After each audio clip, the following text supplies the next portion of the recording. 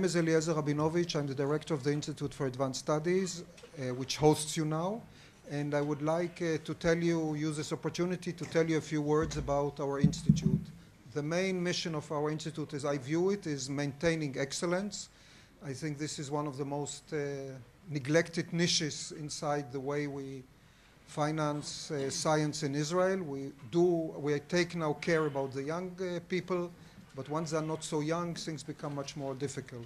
So here is a place where one can really maintain excellence. We have 3 levels of activities. We have research groups, which last for half a year or a year.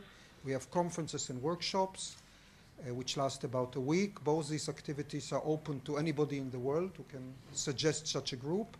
And then we have, as a third activity, a cluster of 5 advanced schools in theoretical physics, in life sciences, in economy, in mathematics, and in Jewish religion and comparative religious studies. And in 3 of those schools, which are about subjects when Nobel Prizes are awarded, we have Nobel laureates as directors. In the others, we simply have geniuses or super geniuses, Ilui, I would say, for the Jewish studies as directors. Now, we have this year several schools, but in research groups, but in particular the research group here, which is offering the outreach talk, is on sovereignty, global justice, and ethics of war. And I want to give my gratitude to Yitzhak Ben Baji and to Eyal Ben Venisti, both of them, for conducting such an exciting group. The other members of the group are Judith Lichtenberg, David Luban, who will be chairing our session today from Georgetown University, Audrey McLean, Michael Walzer, which is our distinguished panel, Tzili Dagan, and Chaim Gans, which wrote the book. Okay, I would maybe define Just Zionism, I would almost call it a different name. I would say, have we earned the right to be wrong? And I invite Professor Luban to be the chairman.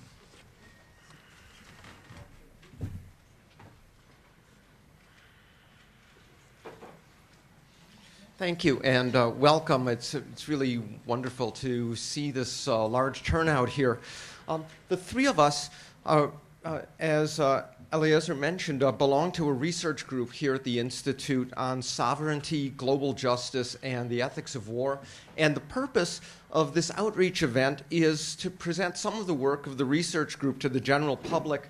Now, we decided to focus on Chaim Gans's work on Zionism and justice for the obvious reason that the topic is of surpassing interest. And I might say now especially, after all, in the past few weeks and months, we've witnessed some truly major political events, policy speeches in the United States by Prime Minister Netanyahu and President Obama, a new agreement between Fatah and Hamas, regime change in Egypt and the opening of the border to Gaza, a possible move toward a UN General Assembly resolution recognizing a state of Palestine in the 1967 borders, and tumultuous events in Tunisia, Bahrain, Syria, and Libya, as well as Egypt. Now, it's very easy to get caught up in the twists and turns of Hamatzav, the situation.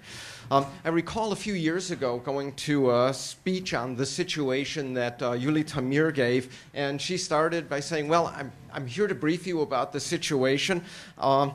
Today, of course, it's completely different than what the situation was yesterday, and it's also completely different from what the situation is going to be tomorrow. Yeah.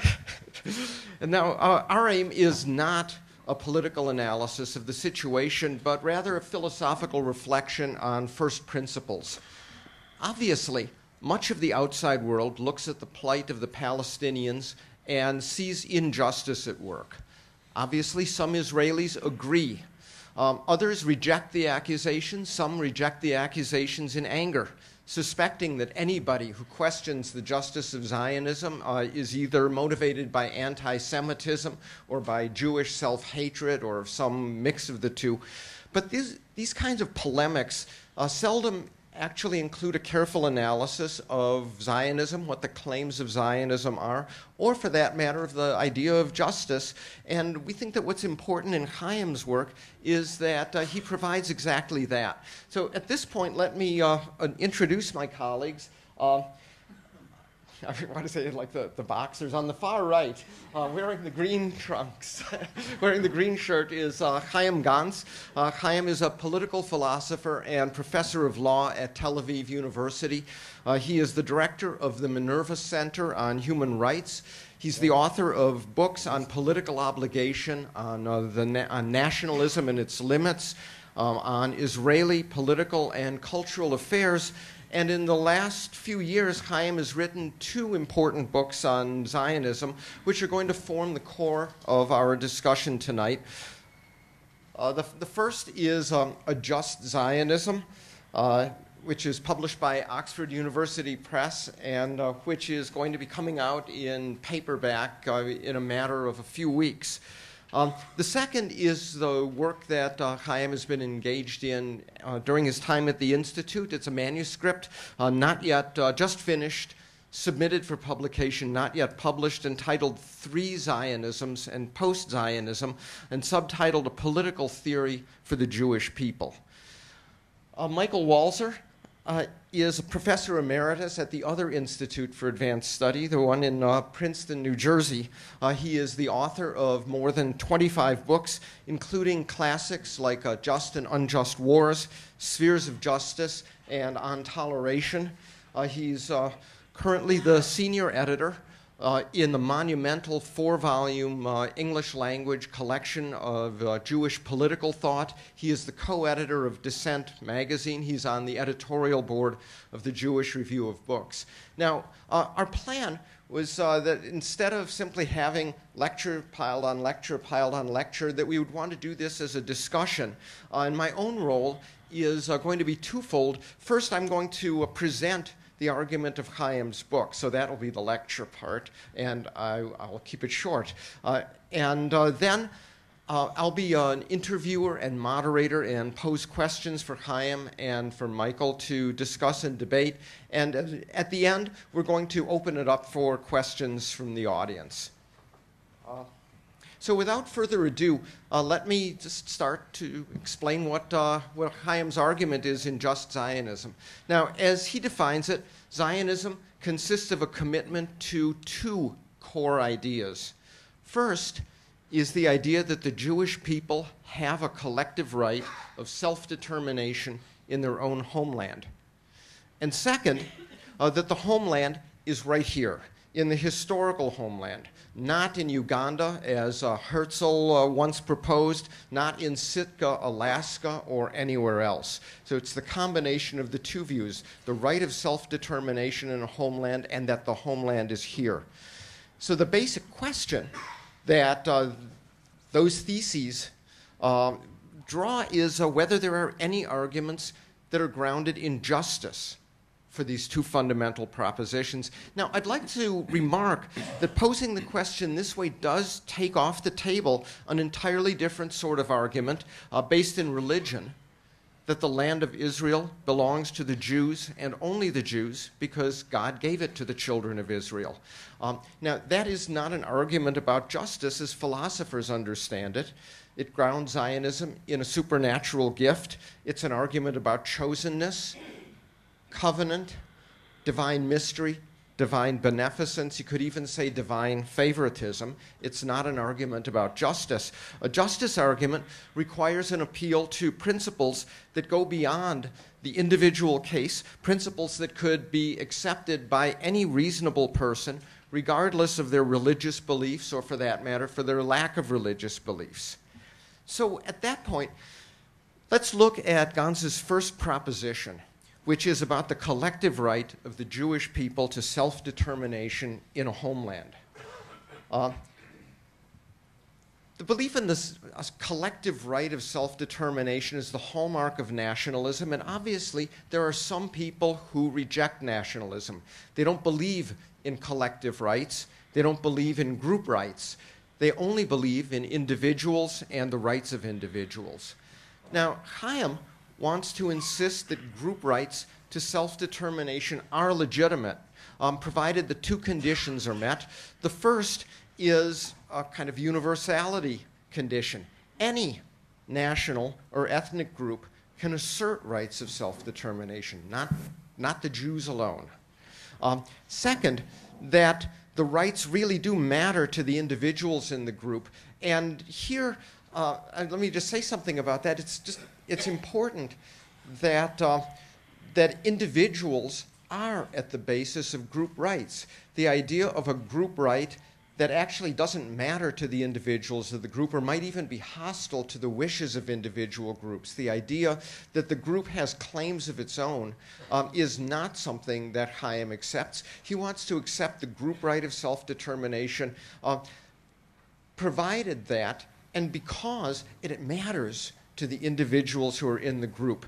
Now, for most people in the world, it certainly does matter that being able to live in your own ethnic traditions, your own cultural traditions, matters, and it matters immensely.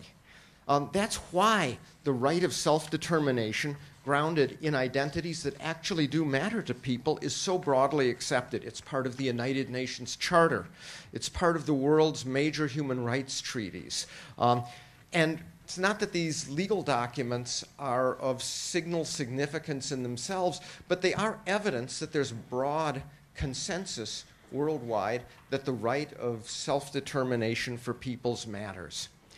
Now, what about the second proposition, that it was just for the Jews to locate their homeland here in what was then Palestine? Why here? Why not Uganda, as Herzl suggested at the 1906 Zionist Congress? Now, Chaim's answer is quite straightforward. It's because the land of Israel is centrally important to Jewish identity. The land of Israel was obviously the ancestral homeland, a yearning for the land of Israel, seeing fulfillment in the land of Israel, ending the Seder service next year in Jerusalem. All of these are matters of passion and longing, and they unified the Jews into a nation, into a people, across thousands of years and across thousands of kilometers.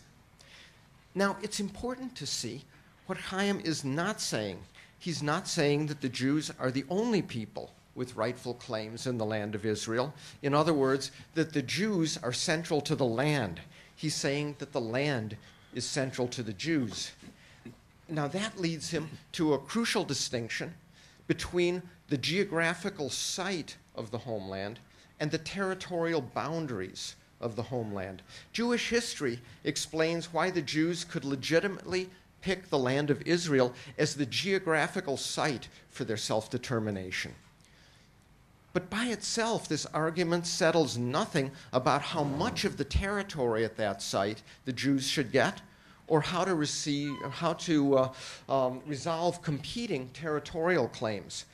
It doesn't imply that the Jews have an ancestral right to a greater Israel, or that Palestinians have no rightful claims to the land, or that the state of Israel can launch wars to expand Israeli territory. It implies only that the Zionists had good reason for choosing here rather than anywhere else as the site for Jewish self-determination. Okay, so that's the argument. The next question is, how strong is this argument for national self-determination in the historical homeland? Now, it would be a powerful, very strong argument, except for the awkward fact that when the Zionists arrived in Palestine, there were already people living here. And many of you know the famous, maybe apocryphal quote from Max Nordau, Herzl's assistant. But there were Arabs here. I didn't know. As a general proposition, it would not be just if every people craving self-determination tried to return to its ancestral homeland, no matter who else was living there. That would be a recipe for bloodshed and injustice that would just proliferate over the surface of the earth. Now, in Chaim's view, what made it acceptable for the Jews to move to Palestine was the fact of intense persecution of the Jews from roughly 1882, when the Russian Tsar passed the May Laws, throughout the next 65 years, culminating in the Holocaust and continuing even after the war. The justice claim of the Jews was a claim of necessity born out of persecution. And necessity here means the same kind of necessity, to use an example of Chaim's from the book, the necessity of somebody who is desperately wounded, who needs to break into a pharmacy to get the medicine that would alone save their lives. So it's a justification for doing something that might otherwise be prohibited. Now, when the first Aliyah began in the 1880s, the justice of the Jewish return to the ancestral homeland was debatable. But as the persecution wore on, and as Hitler came to power, and as the plight of the Jews became more and more desperate, the necessity justification becomes overwhelming in its force. Okay, so let me just summarize this part of the argument, because this is, I think, the central claim of a Just Zionism. The Jewish right to self-determination in Palestine, and remember that is what the claims of Zionism are, rests on three pillars. First is a general principle, the general right of peoples for whom it matters to self-determination. Second pillar is the singular importance of the land of Israel to Jewish identity as a people, something that knits us together as a nation. And the third is the dire necessity that's born of persecution. Okay, so now that takes us to the next question. Once we've established the Jewish right of self-determination in Palestine, can we take the next step and conclude that this entitled the Yishuv to a state of its own? Now, some might say, well, of course, but that's not so obvious. Once again, in general, so we want to talk about this in terms of general principles of justice, a people can be self-determining without having a state of its own. Think of the Anglophones and the Francophones in France. In Canada. The Dutch and the French speakers in Belgium. Think of the four linguistic groups in the various cantons of Switzerland, or the Maharashtrians, the Tamils, and the Bengalis in India. They do enjoy self-determination for their own culture, but without having a state. So it's simply untrue as a general proposition that ethnic self-determination requires absolute control of the state. And in fact, you could go further. The universal moral principle of self-determination requires that no one ethnic group does get absolute control of the state, because otherwise the other ethnic groups would be denied their own right to self-determination. You could think of it this way: if ethnic self-determination really means having a state of your own, every state would now have to break up into countless ethnic mini-states. We'd have a complete balkanization of the world, and that would be absurd. Now, Chaim has no problem with arguing that the dominant ethnic group in a territory can justly make its culture the dominant culture in the territory, because that's what it means to be self-determining. And therefore, in the state of the Jews, with its large Jewish majority, there is no injustice in making Hebrew the dominant language, and Jewish holidays, the state holidays, so long as the basic rights of other homeland groups to follow their customs, speak their language, celebrate their holidays are also respected. Jewish self-determination means that Jews get to exercise their own culture, and if as a factual matter, the Jews are the dominant group in Israel, that means they get to dominate the public sphere. What they don't get to do is to make their dominance of the public sphere a matter of constitutional principle, even in the parts of the country that have an Arab majority, so that in East Jerusalem, the Arabs' right of self-determination implies that their culture should be the dominant one. Israel remains a Jewish state, but not in the sense of hegemony over Arabs. It's a Jewish state in the sense that it's the state where the Jews enjoy self-determination. And it's a Jewish state in the sense that the Jews form the majority here. Israel is mainly Jewish, but not only Jewish. Now, what about the stronger idea that Israel is the state of the whole Jewish people, including the Jews who don't live in Israel? Chaim accepts this idea in a limited sense that flows from the right of self-determination. All that it means, according to Gans, is that Jews who interpret their Judaism as national should get priority in immigrating to the state of Israel. Now, this is not an automatic personal right to citizenship as in the current law of return. It means only priority and only within immigration quotas. Chaim's argument is that the just right of self-determination therefore entitles a people just to these privileges: self-rule, collective language rights, rights to cultural preservation, and privileges in immigrating to the state where they enjoy self-determination. But that's all. It does not allow the majority to turn the minority into second-class citizens. That would go further than the right of self-determination permits, because it would annul the other homeland groups' right to self-determination.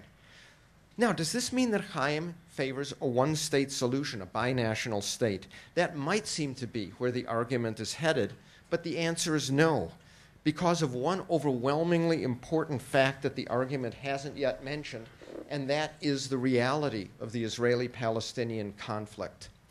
The conflict, and here I'm going to quote Chaim's own language, impacts the heart of the physical existence of the Jews and their survival as a distinct society enjoying self-determination in the area between the Jordan River and the Mediterranean Sea. Because the conflict is real and because it's existential in the threat that it poses, Chaim argues that justice does permit the Jews to maintain their hegemony in two crucial areas of society, namely security and demographics. Even here, he believes that the goals must not violate human rights. So, for example, he objects to limitations on the right of Israeli Arabs to family reunification. So for him, what follows is a two-state solution, which would secure the self-determining Jewish state, but also ensure Palestinians a state in which they exercise the same kind of control that Jews do in Israel. Now, how should the territory be divided in a two-state solution? Here, Chaim argues that there's no generally accepted principle of distributive justice that would give us a determinate answer. The answer that he favors is the pre-1967 borders. Now, in a Just Zionism, he argued this way: it's the best way to coordinate compromise. Those are the borders that the international community recognizes, so that makes them a starting point for a process of compromise. It's an argument from the need to solve a coordination problem, not an argument from moral principle. In the new book, he takes a tougher line. Because the persecution of the Jews ended in the late 1940s, so did the necessity justification for taking new territory. That means that the 1949 to 1967 borders are in principle the only ones that follow from the actual justification for Zionism. Well, what about the Palestinian right of return? For Gans, the security and demographic needs of the Jewish state don't permit the Palestinians a right of mass return. But he argues that nothing should prevent a limited right of return for a small number of refugees as part of the compensation for their displacement. So let's conclude with the implications. What we've seen is an argument that a just Zionism is possible, but it must be, to be just, it has to be limited. It doesn't imply territorial expansion. It doesn't imply cultural domination on any issues except security and demographics. It requires moving toward a two-state solution along the pre-1967 borders. It weakens the law of return for Jews, giving Jews priority in Israel's immigration policy, but not an absolute right. And it doesn't permit discrimination against Arabs in other social issues like land allocation or housing needs. And at one point, Gans writes that it's embarrassing even having to mention those self-evident truths. Now, these limitations on Zionist ambitions follow from the nature of the Jewish claim to a Zionist homeland, a claim, once again, that grows from persecution and necessity, not a historical right that trumps all other rights. Chaim once again likens it to the claim that a desperately ill person has to break into a pharmacy if that's the only way to get the medicine she needs. But he points out that doesn't mean that the desperate person can afterwards seize the entire pharmacy and keep the pharmacy and humiliate and oppress the pharmacist instead of compensating her. So that's the introduction. And at this point, I'm, with a slightly awkward segue over to the other role, I'm going to sit down and start posing some questions to Michael and to Chaim. And at that point, after we've discussed we'll open it up for a more general discussion.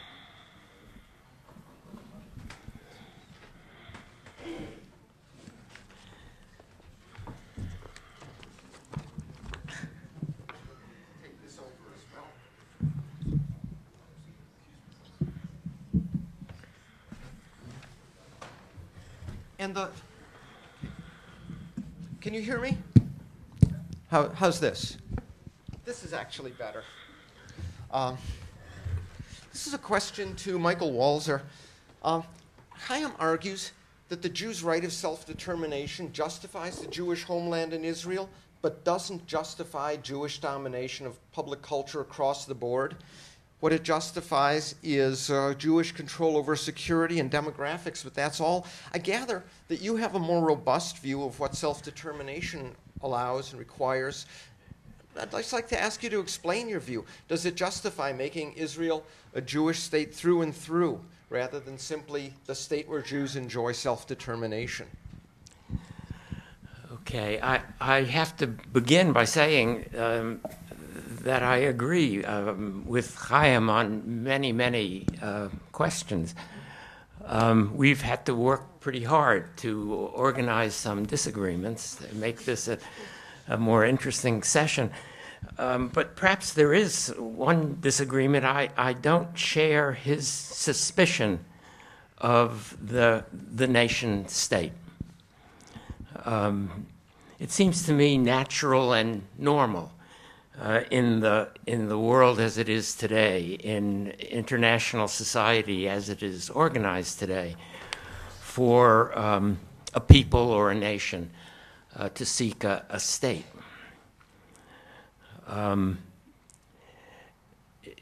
We Jews know why a state is important. The Armenians know why a state is important. The Kurds, the Palestinians, the Tibetans know why a state is important. Full self-determination in the modern world, I think, requires statehood. Particular peoples can settle for sub-state solutions for various historical reasons, but that settling is always conditional. If things get tough for them, they will seek the protection of statehood, primarily, as Chaim says, for the sake of security and for control over demography. But there's no security, and there's no state without citizens. And there's no state without citizens who are prepared to defend the state, who are prepared to risk their lives for the state. And so that brings in everything else. That brings in the need for the cultural, social reproduction of citizens, schools, a state calendar, celebrations, symbols. Symbols that touch the heart. Chaim gives us mostly intellectual reasons for choosing a state, but there are also emotional reasons, the reasons of the heart, which have to be sustained, and so I don't think statehood requires any particular justification. It is what everyone wants, and what everyone who needs it ought to have. And that is a universalist argument. Well, I think since you have many other questions, I'll stop there. Yeah, but okay. I'd like to just ask Chaim. Michael thinks that you're not going far enough in what self-determination requires, that in fact security and demographics aren't enough, that safety needs a state needs many other cultural institutions. But it seems to me that somebody might also argue that you're not giving enough, that when it comes to the Palestinians, you are arguing for financial compensation, you're arguing for a small number of Palestinians to be able to return, and that's about it. Couldn't somebody say, how is that compensation for losing your homes, your orchards, your previous way of life? Okay. I don't know if it works. It isn't on. Okay. Now is it okay? Okay. Yeah. First, I want to relate to Michael's answer. I don't object to nation states, but I distinguish between the principled or constitutional level and the political level. And the constitutional principle level, there must be equality between homeland groups. Homeland groups must be equal. Now, if dominance could be justified, it could be only justified by numbers. If one of the groups in the state has a majority or a significant majority, then the state is mainly this group's state. But so in the political level, I think, and I argue for this, I think that one of my main arguments for the two-state solution is that this solution will allow the Jews to form a significant majority in one of the states, and by this having something which I agree to call a nation state. But if there is equality in numbers between, if there is equal number of homeland groups, I cannot see why one of the groups should be dominant over the other group, over the other groups. So I agree that ethno-cultural groups aspire to have states of their own, but in reality, the geodemographic reality in the world doesn't allow most of the groups, most of the ethno-cultural groups, to have states of their own, and they have to accept less than a state of their own. The Walloons and the Flemish populations in Belgium share a state because it is a binational state both constitutionally and politically, because they have somehow they have a similar number, equal numbers, but in states such as Israel, if the solution is a two-state solution, then Jews will have a majority and a massive majority in the Jewish state, and therefore we could call the state Jewish state and have a Jewish calendar for the state because of the majority. Now, regarding my giving not enough for the Palestinians, the arguments that I'm trying to pursue, the threefold argument, the argument from the right to self-determination, and the argument from the historical right or the historical identity connection between the Jews and the land of Israel, and the necessity argument. Each of these arguments is a necessary. None of them is sufficient to justify Zionism. Now, the first two arguments, the argument from the right to self-determination and the argument from the connection between the Jews and Palestine, are global justice arguments. And therefore, I think that the Arabs should be compensated, but they should be compensated especially by the whole world, not just by the Jews, because they paid the price. They paid the price. They are the only ones who paid the price for Zionism. And therefore, they should get a significant compensation for the price that they paid for Zionism as a whole. Now, the necessity argument is an argument which follows from the European persecution of the Jews, and therefore the Europeans should compensate the Arabs, should participate in more significant share in the compensation of the Arabs. But I don't think that there is any possibility to compensate more than financially and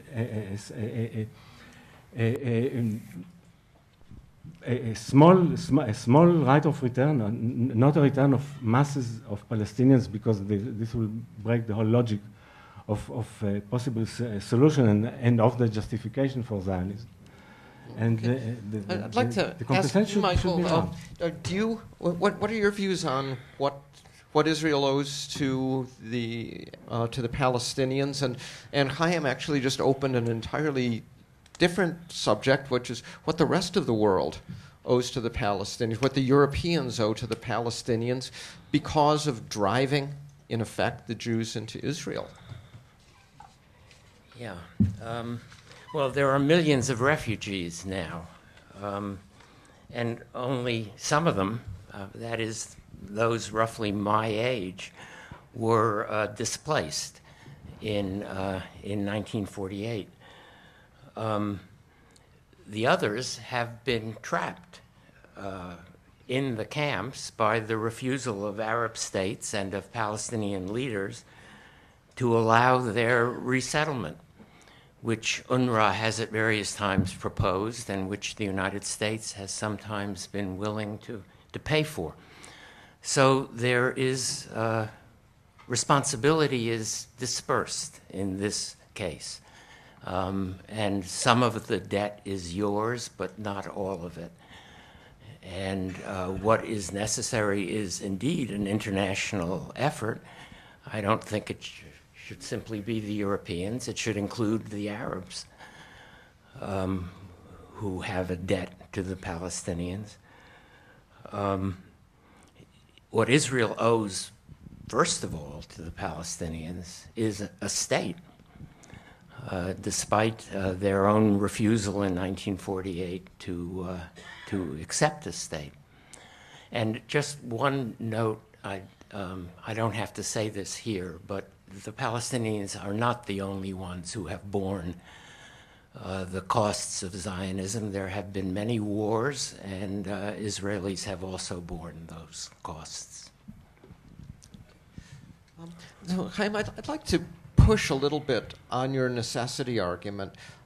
The pharmacist analogy was certainly striking, and I must admit, when I read it, it kind of rocked me back on my heels. I mean, the image of the necessity defense is the desperate person who breaks in, but you're describing it as the man who came to dinner. The desperate person breaks into the pharmacy, but then decides to stay and exercise control and, in fact, humiliate the pharmacist.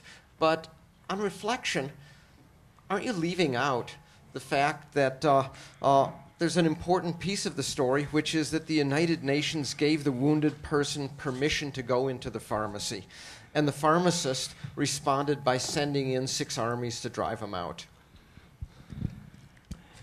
First of all, the wounded man started getting into the pharmacy many decades before the United Nations decision. The United Nations decision came only in a later stage. And I think that the Arab opposition to Zionism was justified despite the justness of Zionism. It's a very special case in which both sides are just, and each of them should acknowledge the justice of the other side despite its own justice, and not acknowledge its own justice because of the injustice of the other party. And the justifications for the Arab opposition resistance to Zionism, I think, are 3, which follow from the framework of my analysis.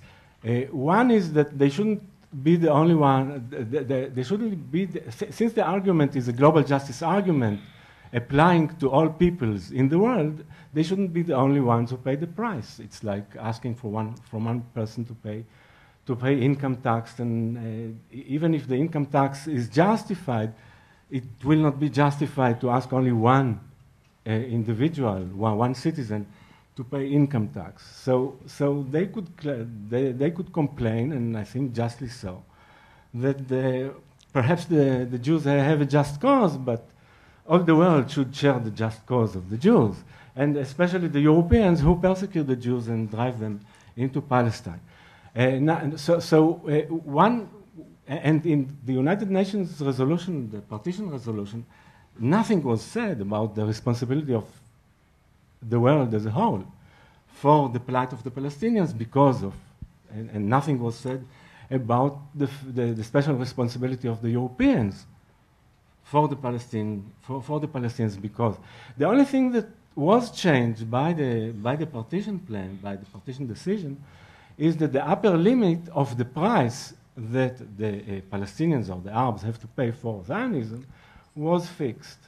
The upper limit, before the United Nations resolution, the upper limit wasn't clear, and the Palestinians could say that they imagined themselves as sitting on the plank after the shipwreck in the ocean, and somebody wants to push them out of the plank, and they are justified. That's the ancient classical story about the necessity in law, and which comes even from Aristotle.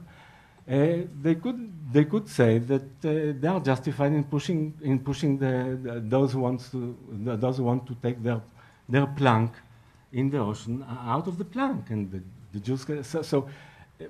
So far as the upper limit is not known. So the only change which the 47 resolution made was with regard to but the other 2 points remained.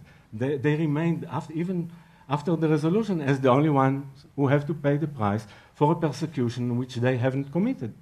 And therefore, I think that they had, I'm not sure that they had a justification to start a war, but they had a justification to resist the United Nations partition resolution.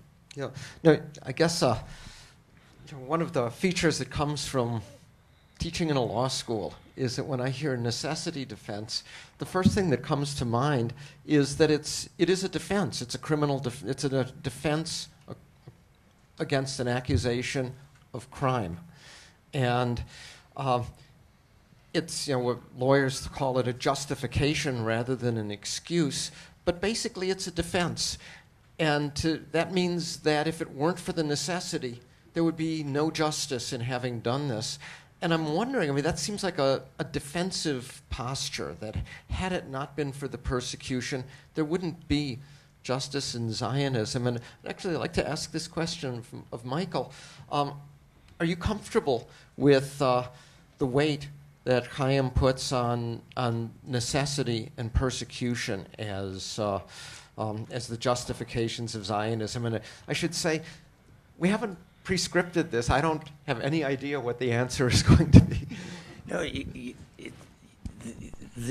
Zionism is the aspiration of the Jewish people for self-determination, and it doesn't require justification. Every people is entitled to aspire to self-determination. The issue has to be the self-determination here. And here I agree with Chaim that the necessity defense is very powerful. It does the job, and it does leave Israel with the need to compensate those who suffered because of the establishment of Israel here. But as I have already said, the ongoing suffering of those people is not, it seems to me, primarily an Israeli debt.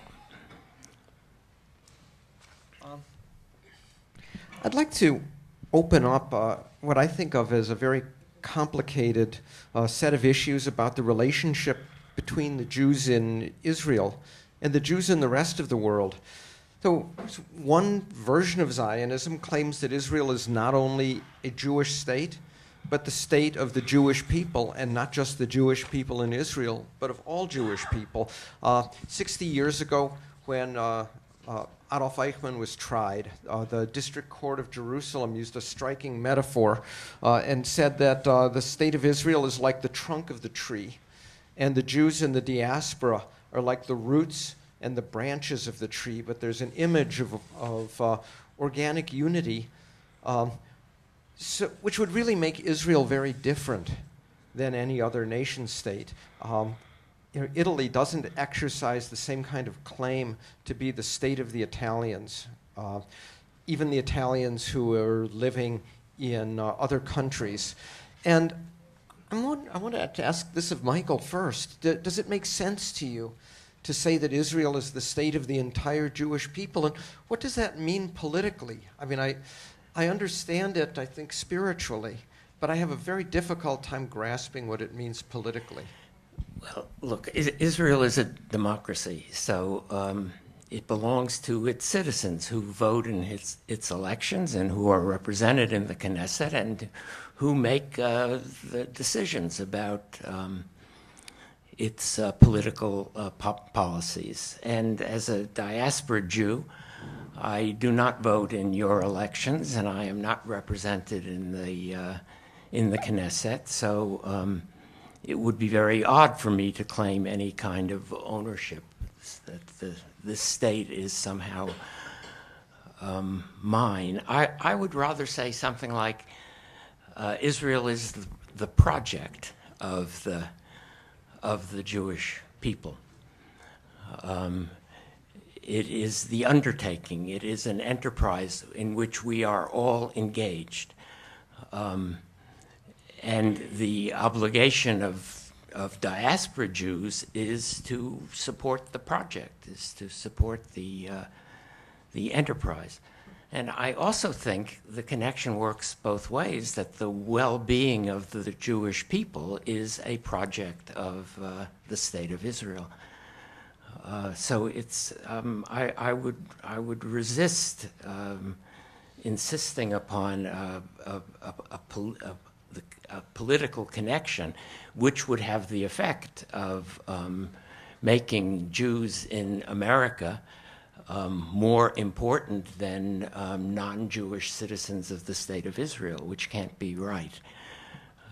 So I prefer to say that this is a collective project of which you are the political decision makers.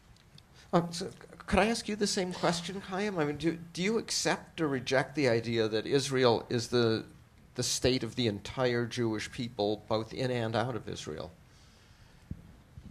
Well, first of all, I agree with what Michael just said, but I have some additional points.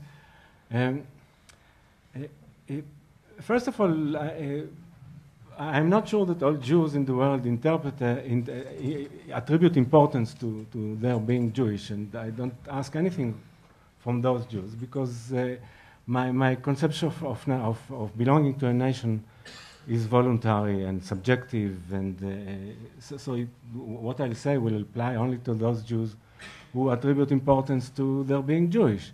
And secondly, and among those, not all interpret their Jewishness as national, or in national terms, in peoplehood terms. Many of them interpret their Judaism in religious terms, and I don't ask anything of them. But those who interpret their Jewish identity in nationalist terms, they could view Israel in the way that Michael describes. I also don't think that they should have political rights in Israel. But if you call privileges in immigration of the moderate kind that I favor and which you have described already, namely just privileges within quotas of immigration, within immigration policies which include not just Jews but also non-Jews. Israel should have immigration policies like all other countries, and it shouldn't involve just Jews. But I think that Jews should have privileges within this quota to a limited degree, if they want to realize their conception of themselves as Jews in the sense of their national, that their identity is national and not anything else. And also in the sense of Israel being a project. I mean, I think that many Jews in the world think of themselves, because of the history of the Jews, because of the persecution of the Jews, think of Israel as important for them even if they don't live here. And in this sense, Israel is the country of world Jewry and not just the country of its own Jews. Okay, well, one place that this becomes, I think, very touchy and very awkward is precisely in the law of return. Let me point to one problem. There is a long history of Jewish extremists who make Aliyah in part to guarantee that a two-state solution never happens. What should Israel do about this? I'd like to start by asking Michael. We send you our Meshuggahs. And I don't, I'm not sure what you can do about that. We ought to do something about that. You could send them back. That's right. That's right. That would be a good thing for you. But I don't see how you can keep them. You can keep them out. So you are the citizens of this state. You're going to have to deal with our Meshuggahs. I wish American Jewish Life was sending. I wish American Jews were sending you people with better political views. Some years ago, Shlomo Avineri made an argument to diaspora Jews that we should practice what he called Chetzi Aliyah. And we should, those of us who weren't prepared to come to live here should come not only to visit, but to make business connections and professional connections. We should turn the Zionist project into projects of other sorts, and we should engage ourselves in ways that would have a helpful impact in the country. And I am an advocate even of Revach Aliyah. We need, I think, to send you people who are not right-wing extremists.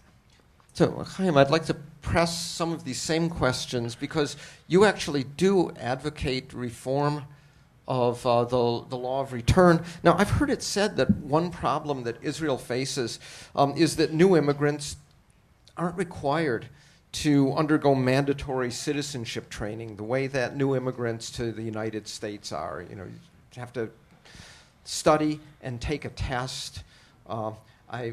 Parenthetically, I can't resist from telling a story about the great mathematician Kurt Gödel, who was at the Institute for Advanced Studies in Princeton and was going to take his citizenship test, but he had discovered what he believed was a logical contradiction in the U.S. Constitution. And the other people at the Institute were worried what would happen, so they decided to send their most grounded person, Albert Einstein, with him. And they came in, and Gödel predictably went on a tear and demonstrated that under the U.S. Constitution, fascism was possible.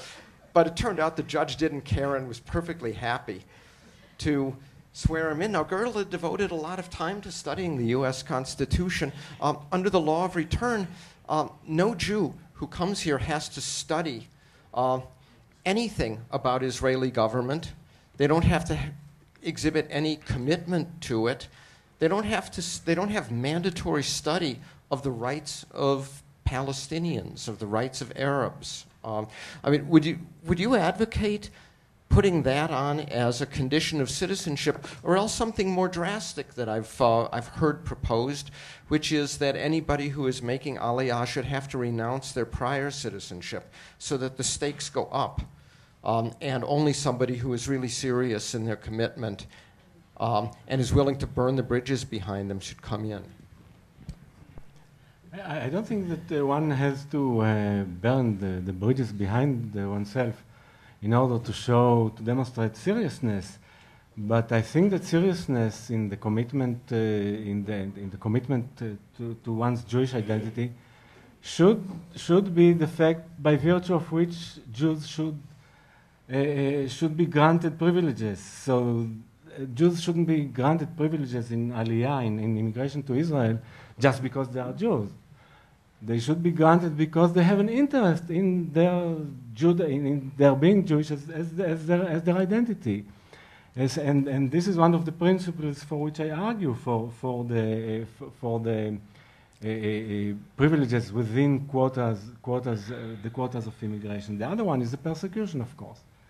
If Jews are being persecuted, they should be allowed in even, but this is just a derivation of the general principle of refugee rights to get to be accepted by whatever country they knock on its door. So it has special force when Jews, if Jews are persecuted and they are refugees, when they knock on the gates of Israel, that Israel should allow them in. So my answer is certainly positive, but I don't think that people should be required to give up their previous citizenship. I think that having two citizenship is something good because it shows it's something that we should encourage because I think that one's national belonging should be voluntary and people should have the choice to move from one nationality to another if this is possible. So. Yeah, I'm inclined to think that we've gotten it a little backwards. We've made conversion too difficult and naturalization too easy. We should answer the question, who is a Jew, by making it easy for people to become Jews. It would improve the gene pool. It would do many good things. But I think it makes a lot of sense to ask someone who wants to be an Israeli citizen to learn something about the history of the state and the democratic political system of the state. Hey, I would like to leave plenty of time for questions, so I'm going to ask just one more question of the panelists before opening the floor, but it's going to be a big one. I mentioned in my opening remarks that Chaim's book is a secular argument about justice. Is there any way that a philosophical argument about justice can get traction in the face of religious passion? Or let me put it this way. The philosopher Walter Benjamin remarks that what moves hearts is the image of oppressed ancestors, not liberated grandchildren.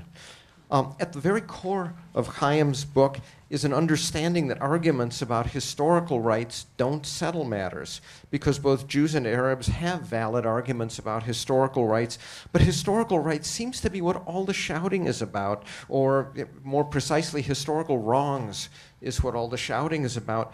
Do you think that the philosophical conversation about justice can make headway, or is this weak forces in the face of the strong forces? I don't know. Okay. Well, I think that one of the roles of a political philosopher in this realm is to show those who act for their emotions. And I'm not.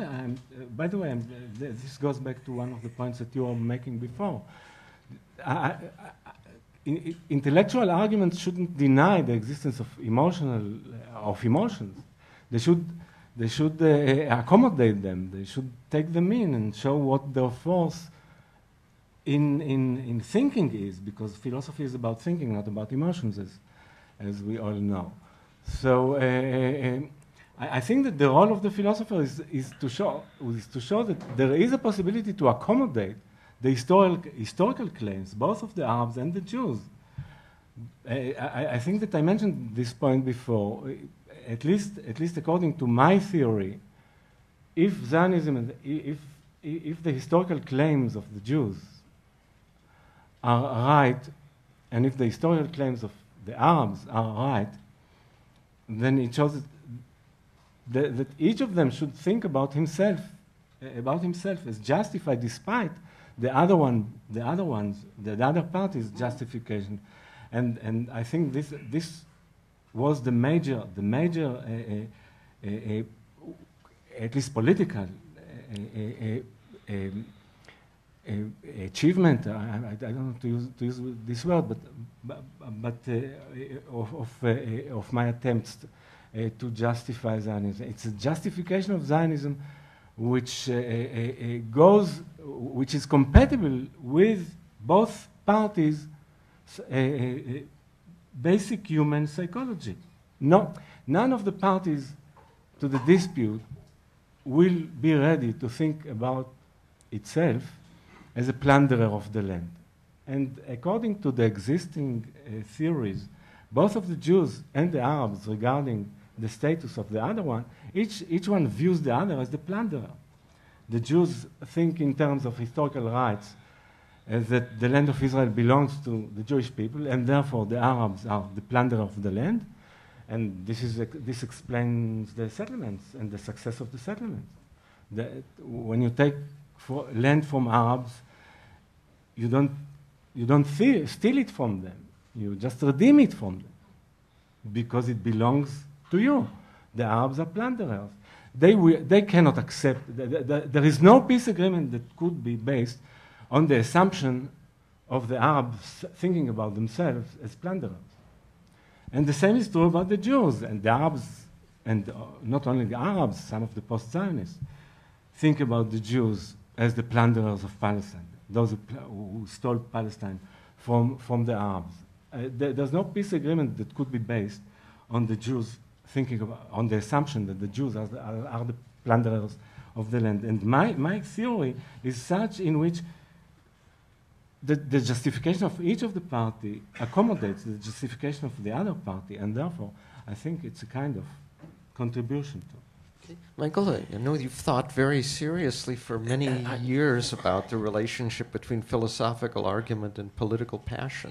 Right. This is the question that I hoped we wouldn't get to because it was the very end, and we didn't talk enough about some of the earlier ones. The diplomats who eventually negotiate a peace agreement here can't talk about history for the reasons that Chaim gave. They will simply scratch the wounds, and there'll be no healing. But philosophers have to talk about history. There is no political philosophy without history.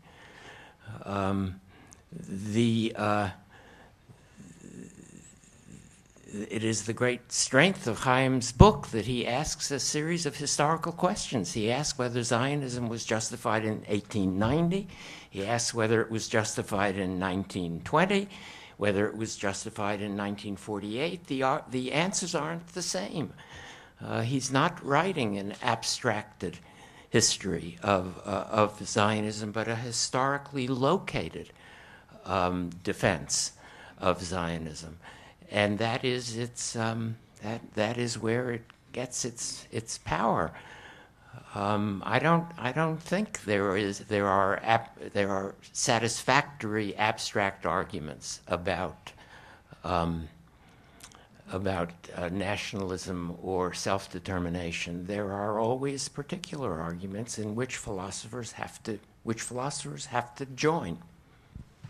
Okay, at this point, I would like to open it up, and I'm going to pass the microphone around. Well, let me first say, do you need people to speak into the microphone for purposes of the recording? Okay, so then I'll make that a requirement, even if you have a loud, bellowing voice.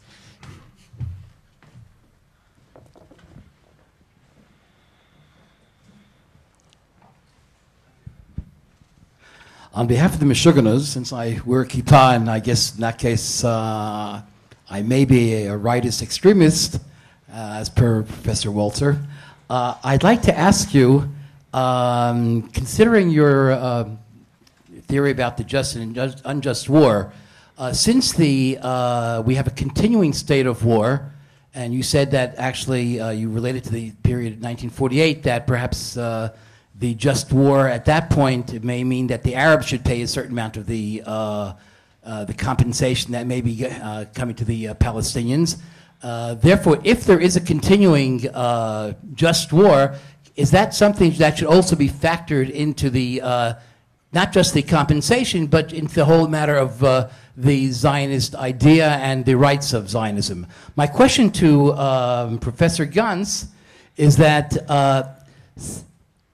amazingly, he doesn't take into consideration the matter of the continuing strife, the matter of the continuing what I would call just war. And any formula that of Zionism that doesn't take into consideration the historical events, as Professor Walzer said, is very important for philosophy, is somehow unrealistic. And finally, I think there is a continuing malady in the Hebrew University in that anytime they put together any sort of a panel, it would seem that basically there really is nothing to discuss, because I would think that if you go one flight up, you have Professor Oman and the Institute of Rationality. And perhaps someone like that sort should have been part of the panel and maybe would have gotten some different sort of rationality that may have made the arguments perhaps more complete. Thank you.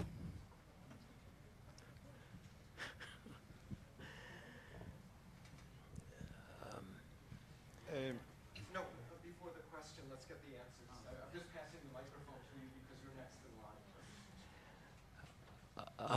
Well, I don't know what to say. We haven't had a sufficient disagreement. I'm sorry about that.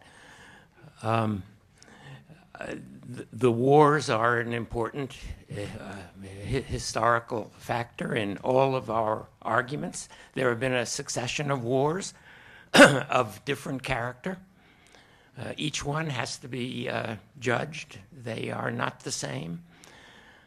There are wars of necessity and wars of choice in Israel's history. And the judgments that we make of them will be different, and that's not our subject tonight. I'm not sure in what sense I'm not referring to the continuing strife. Perhaps it wasn't emphasized enough in what I've said and what others have said, but I think that what I was saying implies a complete rejection of the Zionism that underlies Israeli policies since '67, because this Zionism could only be justified by proprietary arguments, and not by the threefold argument that I'm trying to advance, within which, as I've already said, each of the three is necessary, and they are sufficient only if they come together. Whereas the Zionism, the Israeli policies since '67 couldn't be justified just by mainly the settlement policy, which dominates Israel's policy, couldn't be justified but by proprietary Zionism, just by the historical right argument as a proprietary argument. And I think that Zionism, based on this argument, is completely unjust. So whatever happened since could be attributed just to the responsibility of Israel. There are many hands, so I would like to ask everybody to keep it short and sweet. I have a brief concern with the views of Chaim, and the brief concern I have is that very often you resort, and here it was quite emphasized, to the analogy of individual people, individual agents, a person who burglarizes a pharmacy and questions like this. And there is a huge disanalogy in historical context, and the huge disanalogy I suggest is that with respect to one individual, we can hold him fully responsible for things that were done by him at earlier time, almost fully responsible, typically fully responsible. While I think that with respect to historical analysis of this type, justness of one nation versus another, it's more difficult to attach full responsibility to the Jews now for the atrocities committed in 48, or to the Palestinian for their wrongs in whatever time. And this changes the picture radically, and I think some of the arguments rely too heavily on this individualistic analogy. So.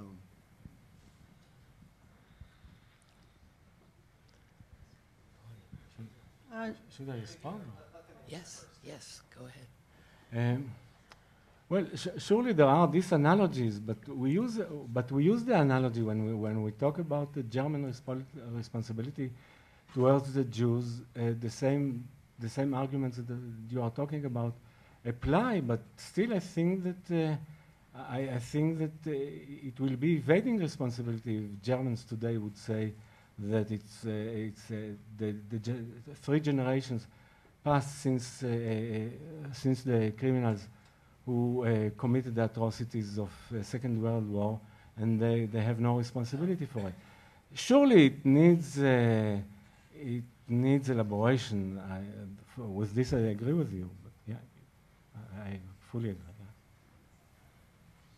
Yeah. Okay, 2 very quick points. One, I think that in addition to wars of necessity and wars of choice, there's a third category of wars that theoretically could have been prevented had the government done everything in its power to prevent them, which then became wars of necessity. Now, and that's a big question, if we really did everything we could to prevent them. The second point, and this is mostly, I guess, to Professor Gans, but maybe both speakers, and Professor Walzer, I've been a big fan of yours since I read The Thick and the Thin. Thank you so much for that.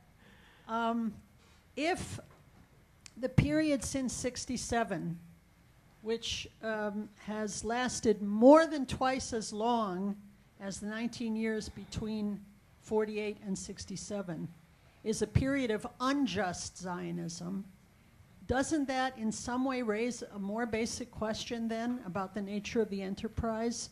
Seems to me that the last 44 years with the settlement movement and with the occupation, I think that raises a very, very deep question. And of course, I haven't read the book, so I don't know, maybe you deal with it, but maybe you could say something about it now.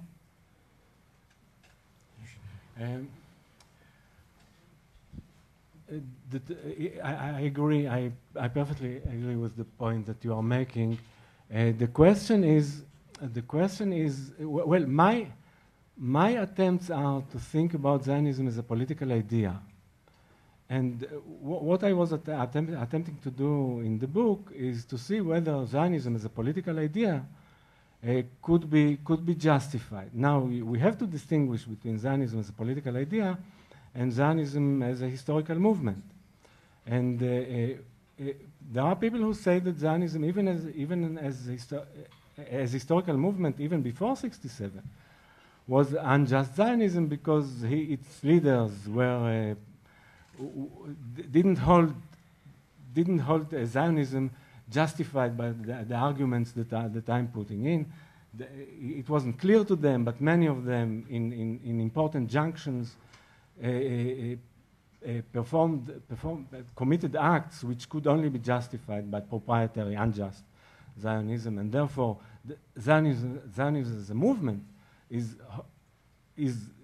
wholly unjustified throughout. I mean, since its beginning, because the intentions of the individuals who came to Israel weren't the intentions that I'm trying to explicate in my book, but the proprietary intentions, just dominating the great Israel, having the great Israel, and expelling the Arabs from. Well, it could be true. I don't know how you attribute intentions to political movements and to groups. It raises up serious and big questions which I don't deal with, and perhaps I should deal with, but I haven't dealt with. The settler movement, it seems to me, has been not only unjust, but a political disaster for Israel and for the project of the Jewish people. But it's not the whole story, because there has been, throughout this conflict, there have been adversaries who are not simply the adversaries of settlers beyond the 67 lines, but the adversaries of the whole project. And the 3 no's from Khartoum in 1967 were critical to the birth and to the initial success of the settler movement. And we always have to remember that there has been a steady and significant opposition to the settler movement by people calling themselves Zionists.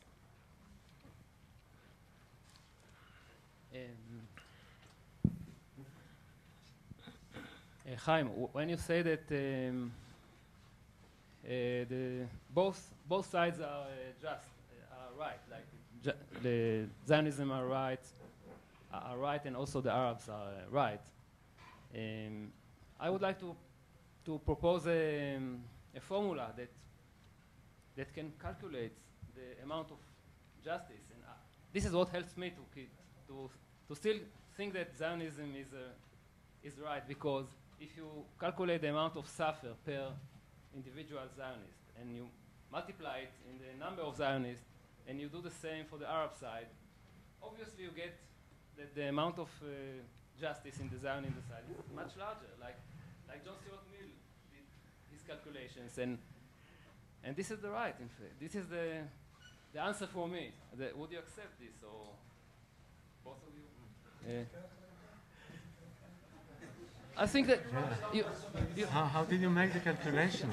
I think that you don't need to attach numbers, but you can try.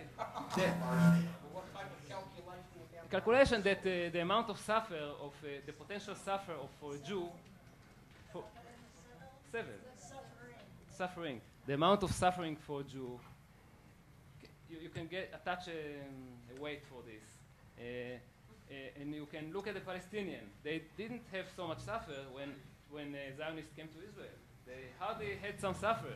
So you can just calculate, multiply, Now the elementary responses of the critics of utilitarians to the incommensurability of the interpersonal suffering.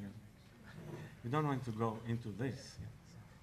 Right. In any case, I can't do the math, so but I think that the argument that both sides are just doesn't preclude us from looking closely at the particular acts of each side, many of which were unjust, and that there is an ongoing need for social criticism of both sides, and it is one of the signs that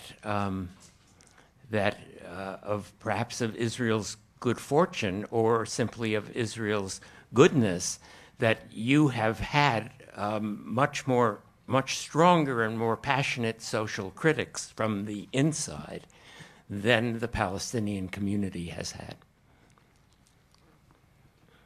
I'm trying to get the logic straight. And so I have one question about needs and one question about majorities. So the principle of need has nothing to do with being here. It's only the other two, or maybe one of the others, that have to do with being here. The question of need is also related to the pharmacy. It's not that one person is invading the pharmacy. It's two people who are invading the pharmacy, and there's only one dose of that medicine. That seems to me a much closer analogy. to the question that we're dealing with. But about majorities, how do you become a majority if there are no, especially if there are no boundaries?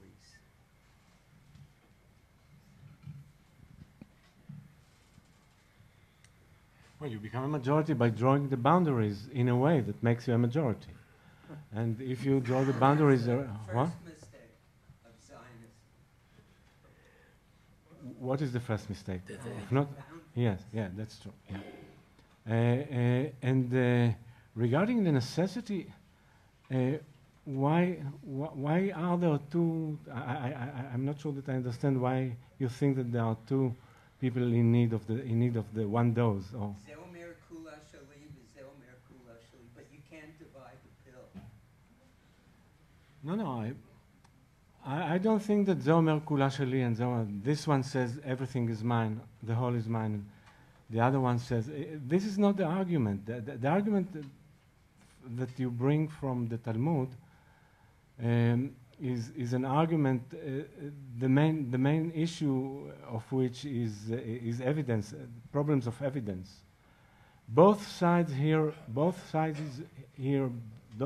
parties. I mean, believe that they have propriety rights for the whole land, and you cannot reach a compromise if both parties are saying this. This is why I'm denying that you can refer to political rights, including the right to self-determination, in terms of proprietary rights. It's entirely different. Nations do not own their territories. They have jurisdictions over them, but they don't own them. And the whole conceptual framework of thinking about these matters in terms of the law of property is misleading. And I think that there is enough for both parties here. And if there is, the question whether there is enough or whether there is not enough depends on what you want. If I don't want to mention examples we should be mentioned here about how much is enough. I would like to ask a question concerning the Israel being a Jewish and democratic state. I understood from you and from others that just Zionism implies the law of return. Now, I have a question. It allows. It doesn't imply it. It permits. In order to preserve the majority of the Jewish people here in Israel, you need the law of return.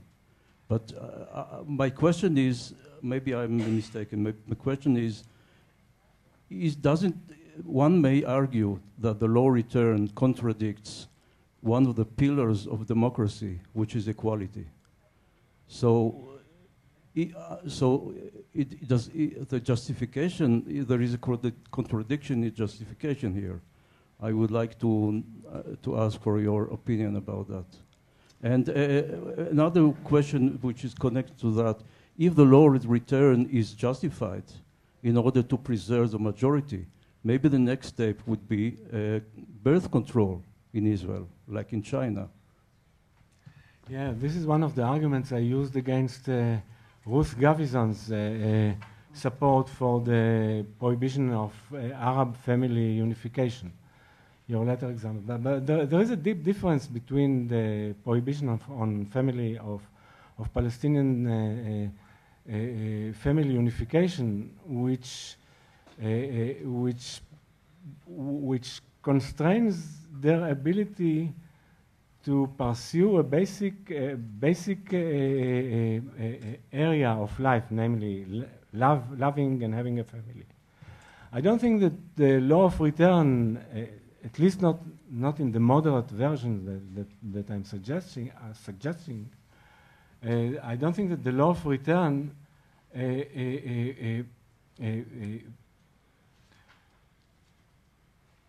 constrains the abilities of Israeli Palestinians to pursue any basic field of life.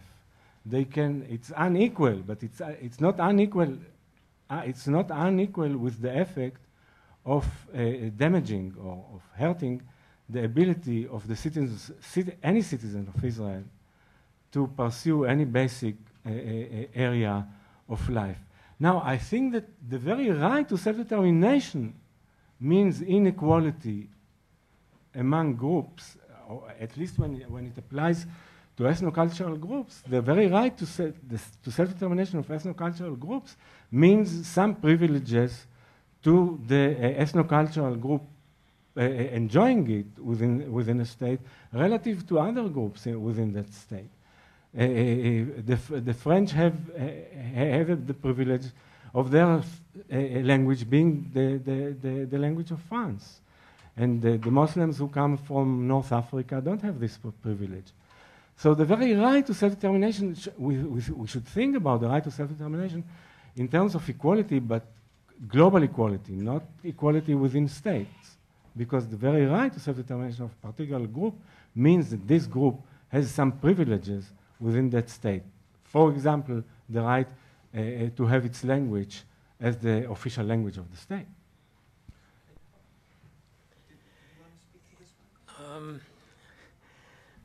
Well, I think we didn't say enough about homeland groups and immigrant groups and the second class, the notion of second class citizens.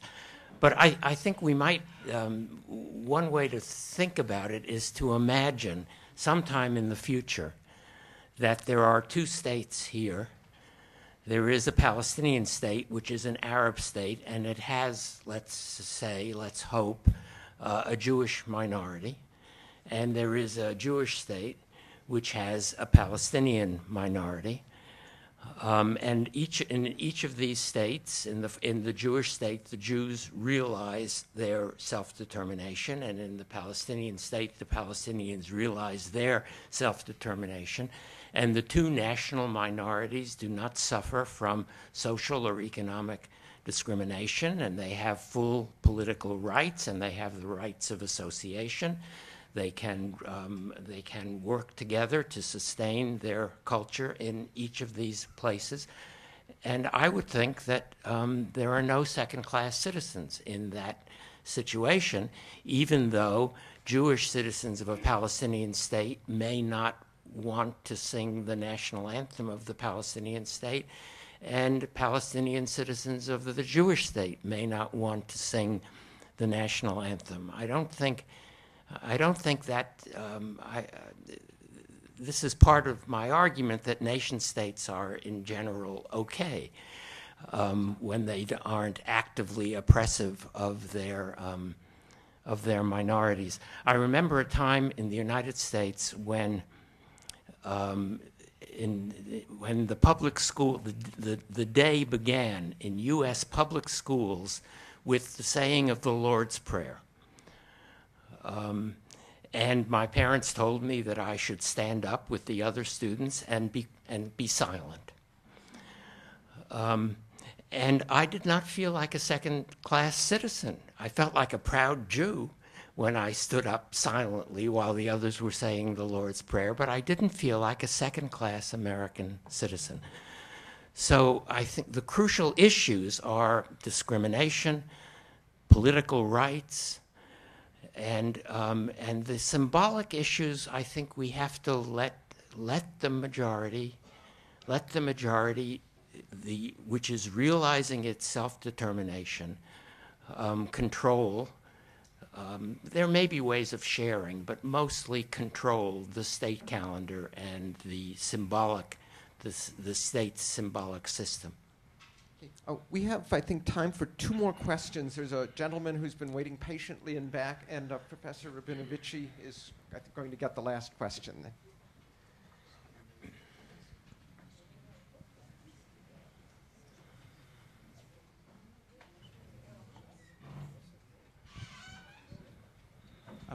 Professor Gans, I wanted to ask is how you view how just a Palestinian nationalism is, which, at least in current statements seems to say that no Jews could live in a Palestinian state. And how does that comport with the idea of a just nationalism? And secondly, as a second question, your assumption that the 1967 lines, which are in effect 1949 armistice lines, and not recognized legally by any legal nation or legal body, why is that assumed? And instead, the resolution of 242, which says that those lines should be negotiated, why is that being ignored? Well, I think that the 1949 Green Line is the line that was determined at the end of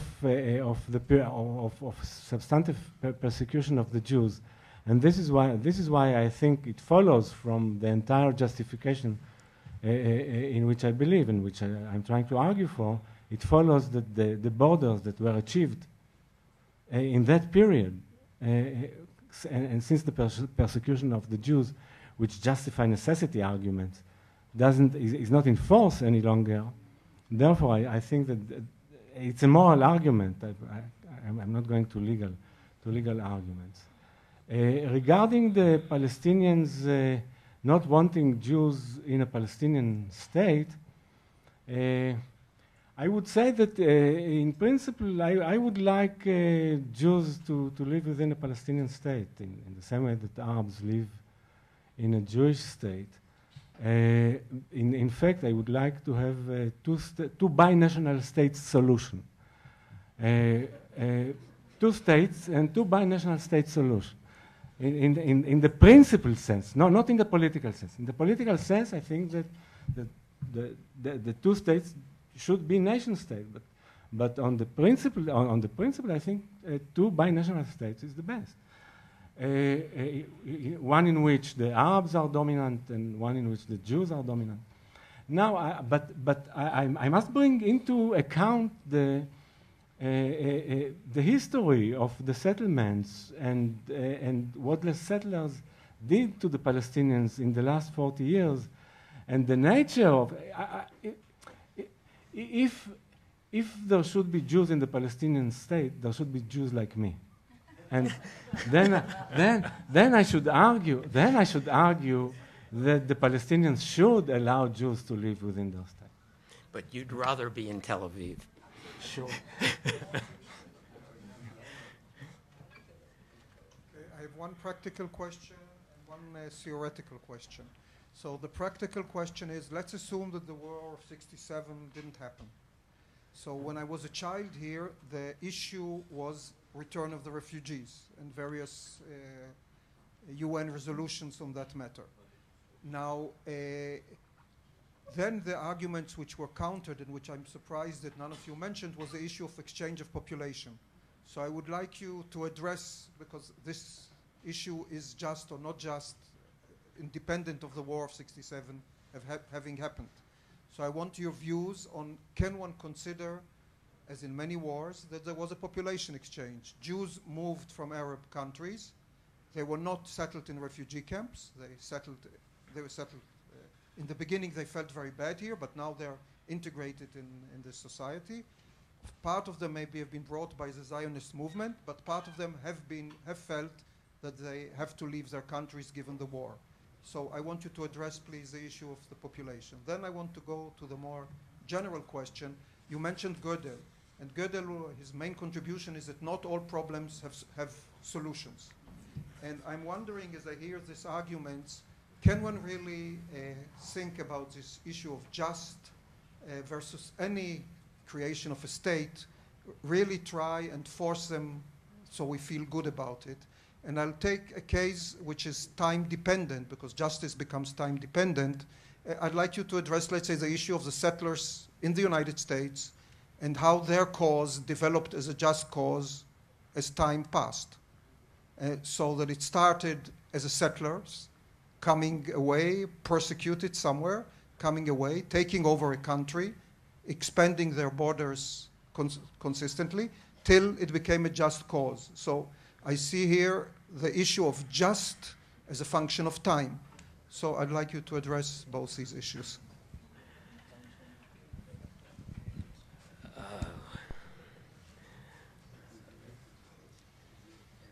So the population exchange, I think that's a perfectly valid argument. I think the crucial part of it is you said only half of it, that the Jewish refugees from Arab countries were settled here, helped to become citizens, while there has been a deliberate policy of sustaining the refugee status of the Palestinians in order to sustain the conflict, to keep the conflict going.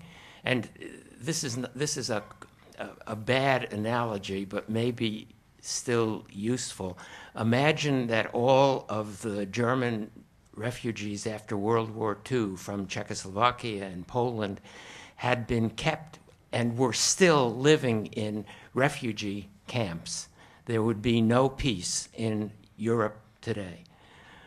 So that is a very important part of the overall story, which we must keep insisting on. As for there are solutions in politics which no mathematician would recognize as a solution. Imperfect, incomplete, leaving a lot of ragged edges. I think if you just remember President Obama's speech last week, what he was suggesting was the creation of a Palestinian state within some negotiated and amended version of the 67 lines, knowing that that would not end the conflict.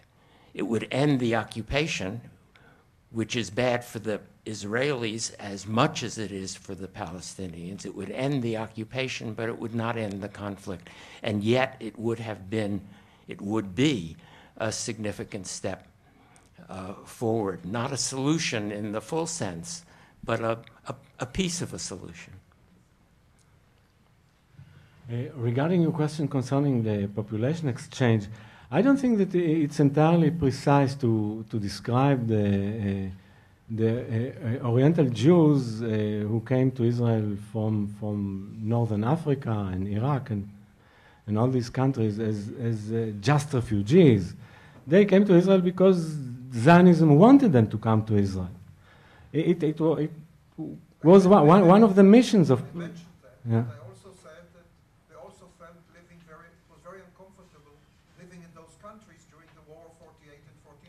Yeah, and surely, but you could describe their predicament in their original places as a consequence of Zionism, for which Zionism is responsible because it is a consequence of Zionism. The Arabs didn't suffer so much among the Muslims. The Jews didn't suffer so much among the Arabs as the European Jews suffered among the Europeans. There is no history of persecution. Zionism makes big deal of the 42 Farhud in Baghdad, but it was just one occasion, and it was a consequence of what happened in Palestine. So I think that equating the two things is a bit imprecise to say the least. Now, I think that it's not right to describe the justification for the colonial settlers' continued existence as a distinct society in the countries which they colonized as something which became just because of the passage of time. I think that it remains unjust forever, but you have to analyze why they came there. But suppose it was unjust at the beginning. I think it is still unjust. But there are all the considerations which you can subsum under those justifying statute of limitations, of superseding historical injustice and things of that sort. Once the descendants of those who committed the crime established a colony, then you can say that it will do more injustice to send them back to their original places. But it doesn't make the original sin just. So is there a just country? Let me ask you. If that is your point of view, which I can accept, is there a just country? But this doesn't. There might be. The Australian Aborigines are perhaps the country that they used to have before the European invasion of Australia. Probably were just. They were the first to be there. They didn't kick out anybody else and things of that sort. But it doesn't matter. We are trying to establish justice for now. We are trying to establish just practices from now onwards. The fact that A logical consequence of what you said, I'll stop after the dialogue, is saying a group of what you call Michiganers, but they could be very dedicated people, say, look, we will commit for you the crimes today. yeah, that's true. That's true. In 200 No, years, this is true. Yeah. you will enjoy. Right. I even think that the third generation of settlers have a claim to stay where they are. I don't think it's a decisive claim, but the fact that they are innocent, it's only their parents and grandparents who committed the wrongs, gives them a claim. Not decisive. Okay. Well, I know that there are questions left, but the hour is late. I've been told that it's always better to leave them wanting more. If it's any consolation, we only got through half the questions on our own list that we had talked about. I should say that what Gödel showed to be impossible were proofs in languages rich enough to formulate number theory. We are not constrained that way. On the other hand, politics is harder than proofs in many cases. So I'd like to thank all of you.